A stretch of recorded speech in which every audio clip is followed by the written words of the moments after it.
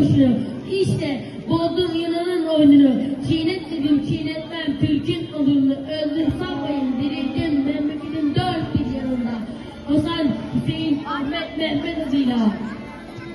Bir gün İstiklal ve Cumhuriyeti müdafaa mecburiyetine düşersen vazifeye atılmak için içinde bulunacağın vaziyetin imkan ve şeraitine düşünmeyeceksin. Olmadın mı eskiğinde bölün olmadın. Safta, kapkara bunlar dönmüştür. Ey ağlar, ey beyler, dizleri ki bundan sonra ne ola? Mavisi olmayan bir deniz,